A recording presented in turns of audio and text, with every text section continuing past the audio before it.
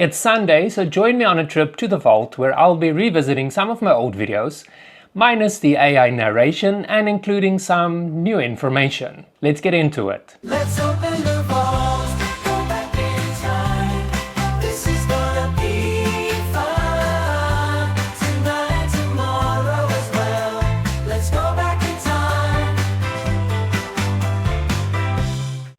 Tuck Powell was born in Iowa in 1948 and came from a family of farmers. His father wanted him to go into the family business, but Tuck had a longing for something more. He wanted to do something with his life to leave behind a legacy. During 1966, at the height of the Vietnam War, Tuck received his draft letter. By then, over 400,000 men were fighting in the war. Tuck knew that his peaceful life on the farm would come to an abrupt end, and that his fate in the war was uncertain. While on a 3-day pass, Tuck was drinking at a bar a few miles from Camp Lejeune when he was approached by Walter Konchak, the founder of Champion Studios. Fitness magazines, as they were called back then, catered to mostly gay men and usually featured young, muscular bodybuilder-type models in various poses of undress. Champion Studios was one of the leaders of fitness magazines and specialized in models with a leaner physique. When he met Tuck, Walter knew that he had found his next supermodel. Tuck was reluctant at first, but after a few drinks and talking it over with Walter, who promised only tasteful photos to be taken, Tuck agreed to pose for Champion Studios. The photo shoot took place the following day and Tuck delivered some of the most awe-inspiring photos in the history of Champion Studios. When asked what made him change his mind to pose for a magazine that catered for gay men, Tuck simply responded by saying, "You only live once."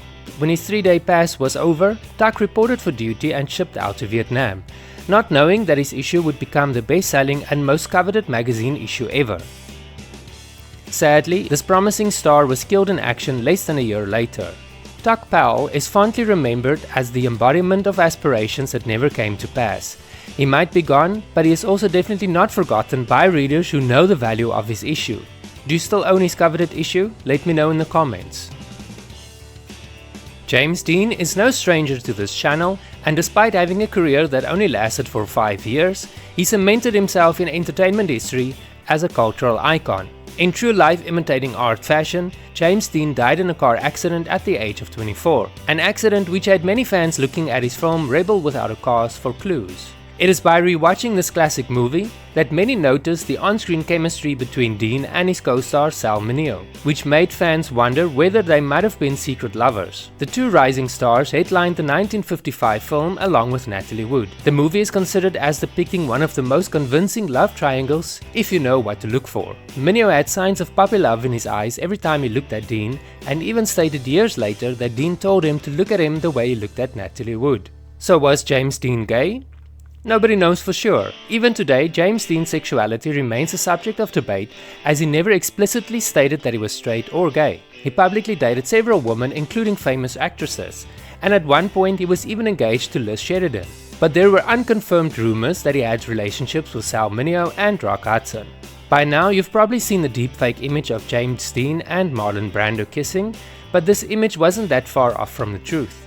An early screen test for Rebel Without a Cause caused quite a stir, especially for the conservative 1950s. Not only was there chemistry between Dean and Mineo, but Dean even playfully kissed him.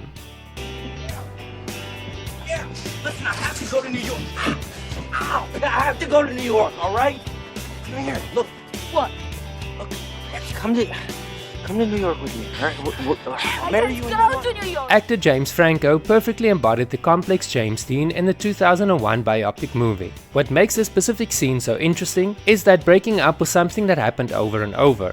The real Dean couldn't keep his relationships from falling apart. In less than 5 years, Dean had several relationships with celebrities including Marilyn Monroe, co-star Natalie Wood, Liz Sheridan and Carol Baker. James, I'm gone! Fine, go! I'm gone!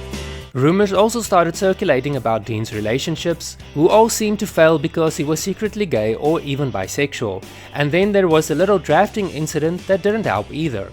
In 1948, President Truman instituted a mandatory military draft with a proclamation calling for nearly 10 million men to register for military service. President Truman's call for action came during increasing Cold War tensions with the Soviet Union. In October 1949, the newly consolidated Department of Defense implemented anti-homosexual regulations across all branches of the military. Homosexual personnel, irrespective of sex, were not permitted to serve in any branch of the armed forces in any capacity. As homosexuals were prohibited from fighting in the war, James Dean had himself registered as a homosexual with the Department of Defense to avoid being drafted.